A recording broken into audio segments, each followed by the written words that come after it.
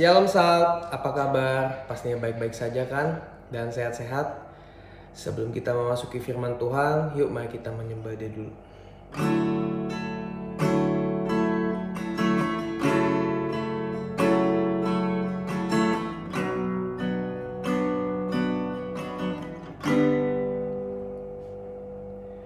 Engkau ada bersamaku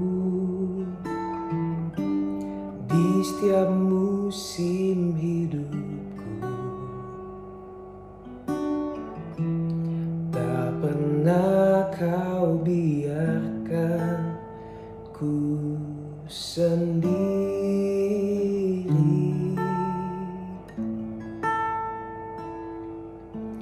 Kekuatan di jiwaku adalah bersamamu. Tak pernah ku ragukan kasih-Mu.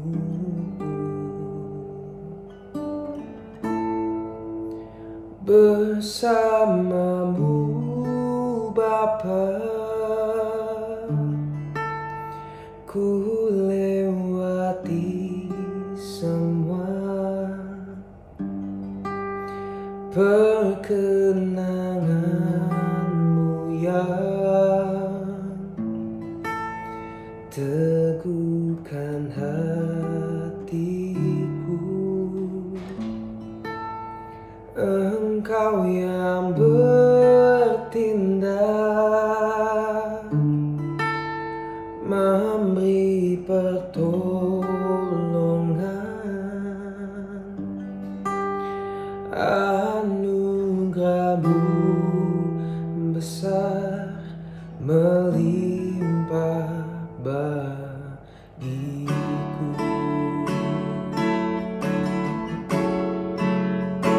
Kita ulang deh.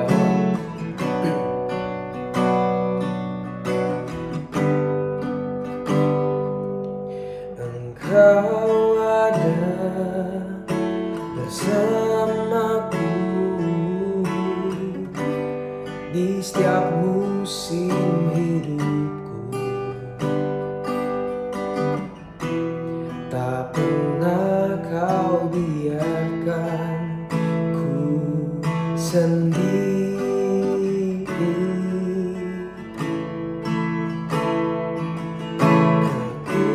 Kekuatan di jiwaku adalah bersamamu. Tak pernah ku ragukan kasih-Mu.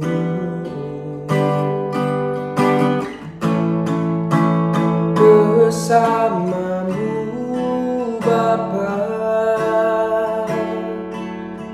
ku lewati semua perkenangan-Mu yang teguhkan hatiku. Engkau yang bertindak, memberi pertolongan. Anugerah-Mu besar melimpah bagiku. Menyembah Dia, haleluya Tuhan, haleluya. Mari sembah Dia. Hanya Kau Tuhan yang melindungiku. Haleluya, haleluya, haleluya Tuhan.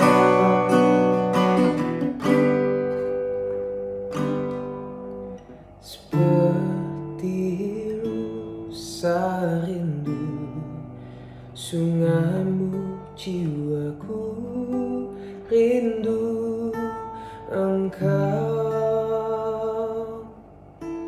Kaulah Tuhan hasrat hatiku, ku rindu menyembahmu. Seperti rusa rindu, sungaimu jiwaku rindu Engkau. Kaulah Tuhan hasrat hatiku, ku rindu menyembahmu. Kaulah kekuatan dan perisaiku, kepadamu rohku berserah. Kaulah Tuhan hasrat hatiku, ku rindu menyembahmu. Yesus, Yesus, Kau berarti bagiku.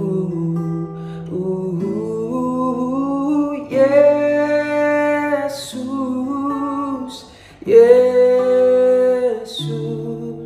Kau segalanya bagiku. Terima kasih Tuhan.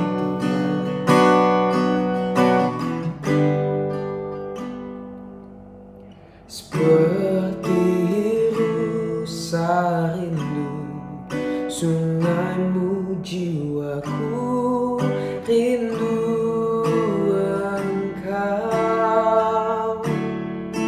Kaulah Tuhan hasrat hatiku, ku rindu menyembahmu. Kaulah kekuatan dan perisaiku, kepadamu rohku berserah. Kaulah Tuhan hasrat hatiku, ku rindu menyembahmu.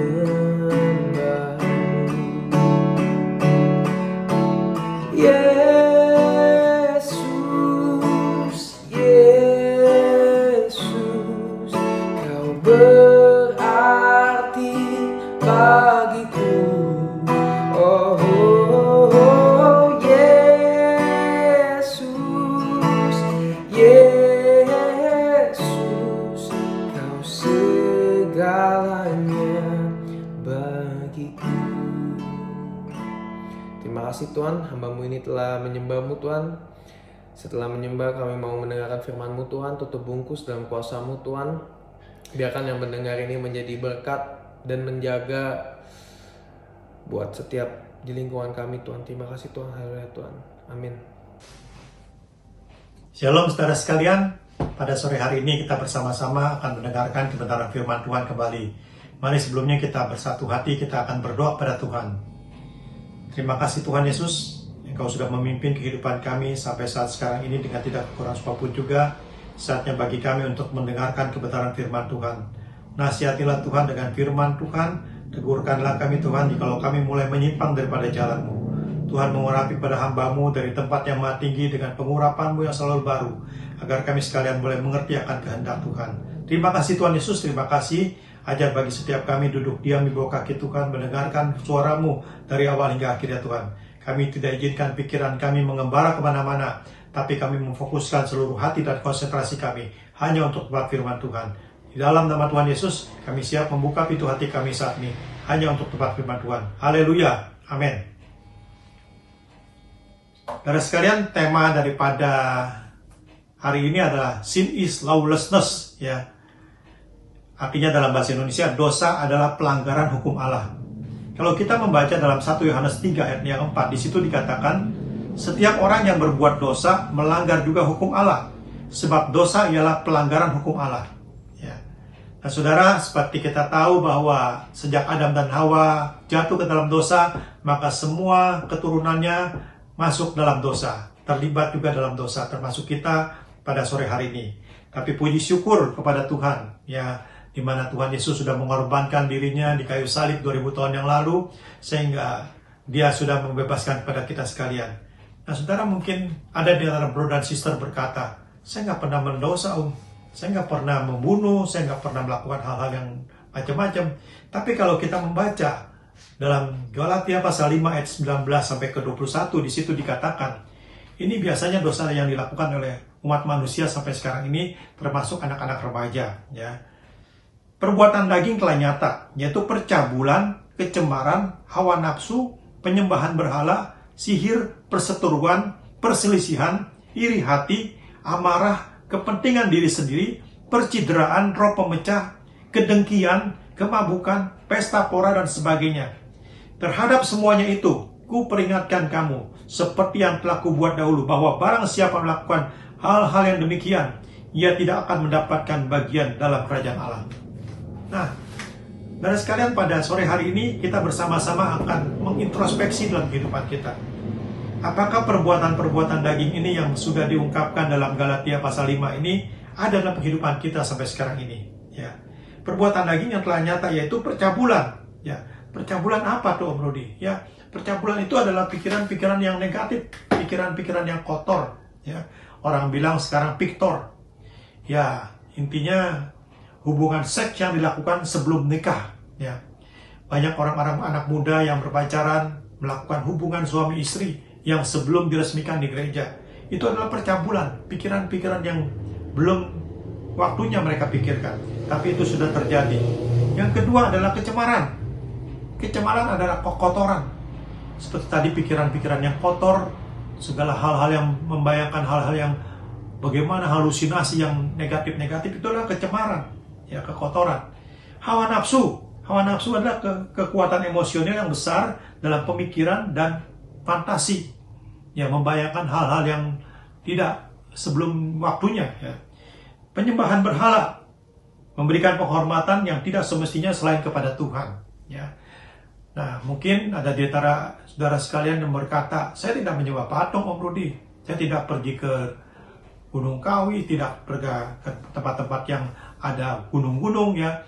Tapi zaman sekarang ini, ya, gadget ini bisa jadi penyembahan berhala. Kenapa? Karena biasanya kita berdoa kepada Tuhan, biasa kita membaca firman Tuhan. Sekarang kita membuka gadget bukan untuk membaca firman Tuhan, tapi untuk hal-hal yang negatif yang lain, ya. Nah, itu bisa juga penyembahan berhala, ya. Yang sihir adalah kemampuan untuk mengendalikan sesuatu dengan secara supranatural, ya. Ya, mungkin di antara saudara sekalian ada teman-teman kita, ya, yang lain, ya, saya percaya di tempat kita jangan sampai ini terjadi. Pergi ke paranormal, pergi ke orang-orang pinter. Kalau orang pergi ke orang pinter, berarti orang itu nggak pinter, alias bodoh. Ya, jangan sengaja pergi ke orang pinter, terus mereksa garis tangan ini kayak bagaimana. Itu hal-hal yang negatif, itu tidak berkenan di hadapan Tuhan. Itu adalah perbuatan daging. Ya, perseteruan adalah permusuhan, musuh-musuhan. Ya, gua nggak senang tuh sama dia, ya, gua nggak cocok sama dia. Jangan sampai terjadi.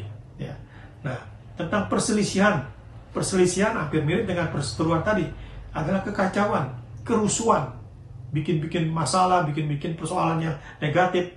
Iri hati, ya, iri hati adalah perasaan yang tidak senang melihat kelebihan orang lain. Kalau ada orang lain yang lebih pintar, ada orang lain yang lebih keren, lebih ganteng, lebih diberkati, kita ngiri. Ya, kita sebagai anak-anak Tuhan jangan sampai melakukan hal-hal yang demikian. Amarah, boleh nggak, Om Rudi? Kalau marah boleh nggak? Boleh. Tapi Alkitab mengatakan, Efesus pasal 4 ayat 26, jangan sampai matahari terbenam. Tapi hari ini bukan berarti kalau kita marahnya dari pagi sampai sore kita tendam terus Nanti kalau misalnya mau matahari terbenam baru kita lepaskan. Enggak. Ya pokoknya begitu kita marah, langsung kita jangan simpan. Karena kalau kita menyimpan kemarahan, yang rugi bukan orang lain, tapi adalah diri kita sendiri. Nah, kepentingan diri sendiri adalah egois. Pokoknya semuanya aku. Ya, jangan sampai hal ini terjadi. Mementingkan diri sendiri. Orang lain mau makan, mau enggak, terserah. Ya, nah ini jangan sampai terjadi. Percideraan adalah saling melukai dan saling menyakiti. Ya, saling melukai, bukan tusuk-tusukan, tapi dengan perkataan kita, dengan sikap dan perbuatan kita bisa melukai hati orang. Kok kalau orang ini ketemu sama saya nggak pernah salaman, orang lain disalamin, kenapa gue enggak gitu ya? Nah itu melukai hati dia. Yuk kata-kata kita juga mesti jaga, jangan sampai melukai hati orang. Kata-katanya kasar, pelan sih pelan, cuman kok tajam banget gitu, sampai luka hati kita. Kalau dia ngomong aja tajam banget gitu. Jangan sampai hal itu terjadi. Nah, yang selanjutnya adalah roh pemecah, mengadu domba. Nah, negara kita pada tahun ini merayakan hari ulang tahun kemerdekaan. Ya, jadi dari penjajah. Negara kita pernah dijajah oleh bangsa apa, saudara? Bangsa Belanda selama 350 tahun. Kenapa mereka bisa menjajah kita demikian lama? Karena mereka melakukan politik divide et impera, mengadu domba. Ya, saya senang sekali kata domba ini dipakai. Ya, kita sebagai anak-anak Tuhan kan dikenal sebagai domba-domba. Ya, bukan mengadu kambing atau mengadu babi, tapi mengadu domba. Ya, iblis tahu nih, domba-domba ini bisa diadu domba. Ya, makanya jangan sampai kita dijajah lagi. Ya, nanti penjajah itu akan kembali lagi menjajah kita. Kita jangan sampai mau adu domba. Ya. Nah, yang selanjutnya adalah masalah kedengkian.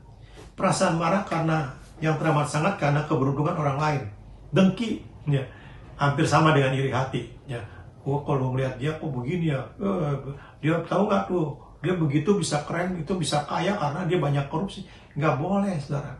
Dia bisa berhasil bukan karena hal itu, bisa juga dia karena kerja keras. Ya, kita jangan mempunyai hati yang iri dan dengki.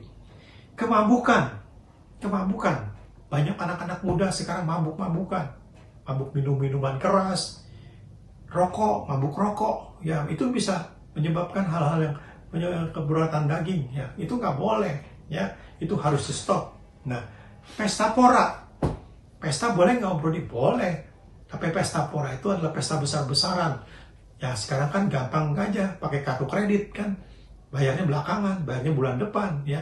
Pesta secukupnya aja, jangan sampai besar-besaran, sampai ngutang sana, ngutang sini. Nah, itu adalah semua contoh-contoh perbuatan daging yang dikatakan dalam yang Galatia 5 ayat 21 itu, terhadap semuanya itu kuperingatkan kamu, seperti yang telah kubuat dahulu bahwa barang siapa melakukan hal-hal itu, ia tidak akan mendapatkan bagian dalam kerajaan Allah. Nah, ini yang menasihatkan Rasul Paulus kepada Galatia, sedang jemaat Galatia. Rasul Paulus pernah melakukan semuanya itu. Ya, tapi dia sudah bertobat dan tidak melakukan semua ini. Saya percaya setiap kita yang hadir pada sore hari ini mungkin pernah melakukan itu. Saya pun mungkin dari waktu masih muda juga pernah melakukan. Tapi bertobatlah. Yohanes pasal 5 ayat yang ke-14 di situ dikatakan. Yohanes pasal 5 ayat yang ke-14. Di situ dikatakan begini. Kemudian Yesus bertemu dengan dia dalam bait Allah. Lalu berkata kepadanya, engkau telah sembuh. Jangan berbuat dosa lagi. Ya, ini cerita tentang penyembuhan orang di kolam Bethesda. Ada seorang yang menderita sakit selama 38 tahun di kolam Bethesda. Kolam Bethesda itu banyak menimbulkan mujizat-mujizat, banyak menyebabkan mujizat-mujizat. Orang yang buta nyemplung ke dalam kolam itu, tiba-tiba dia keluar melek. Orang yang bisu nggak bisa berbicara, dia nyemplung ke dalam kolam itu, keluar dari kolam itu langsung bisa berbicara. Orang yang lumpuh, yang tuli, semuanya bisa mendapatkan mujizat. Tapi syaratnya adalah mereka yang pertama nyemplung dalam kolam itu. Nah, tapi orang ini, ya, dia mau nyemplung nggak bisa. Kenapa? Karena pada waktu dia mau nyemplung, dia udah keduluan orang lain. Sampai satu waktu Tuhan Yesus datang ke tempat itu khusus untuk menemui orang itu. Dia berkata kepada Tuhan Yesus itu berkata kepada orang yang sakit ini, dia bilang, maukah kamu sembuh? Ya Tuhan, ya Tuhan, bagaimana saya bisa sembuh? Ya orang-orang udah nyemplung duluan, saya selalu ke belakangan. Tapi Tuhan Yesus bilang, angkat tempat tidurmu dan berjalan. Nah, pada waktu orang itu mendengar suara Tuhan Yesus mengatakan, angkat tempat tidurmu dan berjalan, dia buru-buru angkat, dia berdiri, dia angkat tempat tidurmu dan berjalan. Saat itu juga dia mendapatkan kesembuhan. Nah, saudara, pada saat itu orang-orang pada bingung, loh kok ini orang lumpuh yang udah 38 tahun, orang yang sudah sakit menderita 38 tahun, tiba-tiba bisa berjalan, ya. Jadi pada waktu orang ini mencari-cari, nggak ketemu Tuhan Yesus. Tapi pada satu kali waktu Tuhan Yesus ketemu lagi, dia mengatakan seperti ini. Kemudian Yesus bertemu dengan dia di dalam bait Allah, lalu berkata kepadanya, engkau telah sembuh, jangan berbuat dosa lagi. Nah, saudara sekalian, mungkin pada waktu-waktu yang lalu kita pernah melakukan hal-hal yang tidak baik, yang tidak berkenan di hadapan Tuhan. Itu pelanggaran pada hukum Allah atau dosa, yaitu perbuatan-perbuatan daging yang seperti tadi kita sudah dengar. Ya, kalau kita pernah melakukan itu, mungkin sampai sore tadi kita sebelum ibadah kita masih melakukan, tapi setelah mendengarkan kebenaran firman Tuhan pada sore hari ini, jangan berbuat dosa lagi, jangan lakukan lagi, supaya jangan terjadi yang lebih berat lagi. Ya. Nah, syaratnya adalah terdapat dalam 1 Yohanes pasal 1 ayat 9. Di situ dikatakan, jika kita mengaku dosa kita, maka ia adalah Tuhan, adalah setia dan adil, sehingga ia akan mengampuni segala dosa kita dan menyucikan diri kita. Ya.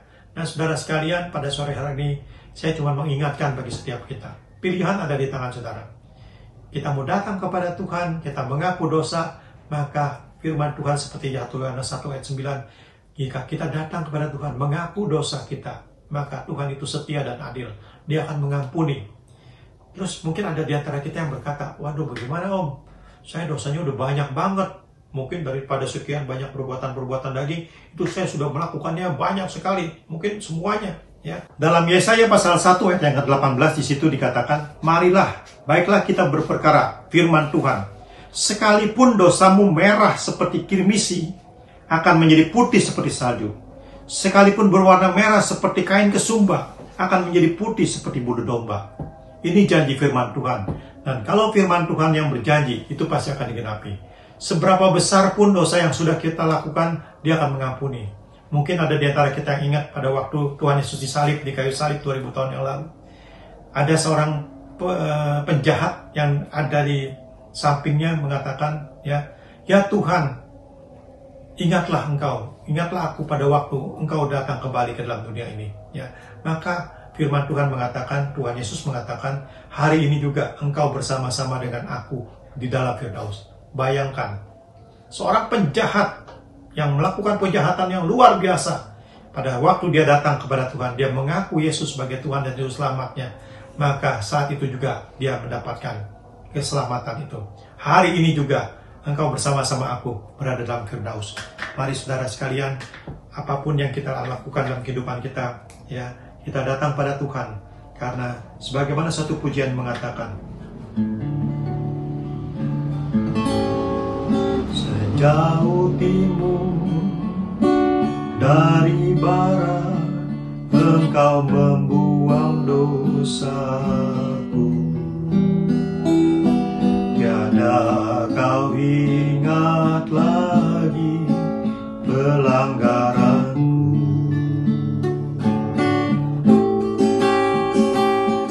Jauh ke dalam bibir laut, kau melemparkan dosaku. Tiada kau perhitungkan kesalahanku. Betapa besar kasih pengampunanmu Tuhan. Tak kau pandang hina hati yang hancur. Ku berterima kasih kepadamu ya Tuhan. Pengampunan yang kau beri, pulihkanku.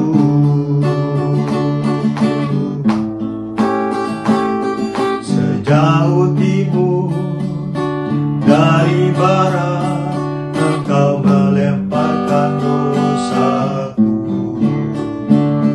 Tiada kau ingat lagi pelanggaranku. Jauh ke dalam tubir laut, Kau melemparkan dosaku. Tiada kau perhitungkan kesalahanku. Betapa besar kasih pengampunanmu, Tuhan. Tak kau pandang hina hati yang hancur. Ku berterima kasih kepadamu ya Tuhan. Pengampunan yang kau beri, pulihkanku. Saudara sekalian, mungkin ada di antara kita sekalian yang hadir pada sore hari ini yang pernah melakukan perbuatan-perbuatan daging. Biarlah kalau kita sudah mendengarkan kebenaran firman Tuhan pada sore hari ini, dahulu engkau sudah melakukan ini, tapi jangan berbuat lagi, supaya padamu tidak ada yang lebih besar lagi. Biarlah pada sore hari ini kita datang pada Tuhan, sebagai berjanji firman Tuhan. Tuhan itu setia dan adil. Dia akan melupakan semua itu, dan Dia akan memberikan kemenangan bagi kemenangan. Berapa besar pun dosa yang sudah kita lakukan, Tuhan akan memutihkan seperti salju. Asal kita mau datang kepada Tuhan dan tidak melakukan lagi. Mari kita naikkan pujian ini sekali lagi. Kalaupun ada di antara saudara sekalian yang sudah berbuat hal-hal yang negatif yang pernah kita dengar pada sore hari ini, datang kepada Tuhan. Buat suatu komitmen. Taruh tangan kanan saudara di kanan di dada. Dan sambil katakan, Tuhan ampuni aku. Aku tidak akan melakukan lagi. Kita naikkan pujian ini sambil kita datang di hadapan Tuhan. Betapa besar kasih pengampunan-Mu Tuhan. Tak kau pandang hina hati yang hancur. Ku berterima kasih kepadamu ya Tuhan. Pengampunan yang kau beri, pulihkanku. Betapa besar kasih-Mu Tuhan. Betapa besar kasih pengampunan-Mu Tuhan. Tak kau pandang hina hati yang hancur. Ku berterima kasih kepadamu ya Tuhan. Pengampunan yang kau beri, pulihkanku. Betapa besar kasih pengampunan-Mu Tuhan. Tak kau pandang hina hati yang hancur. Ku berterima kasih kepadamu ya Tuhan. Pengampunan yang kau beri, pulihkanku. Pengampunan yang kau beri, pengampunan yang kau beri, pengampunan yang kau beri, pulihkanku.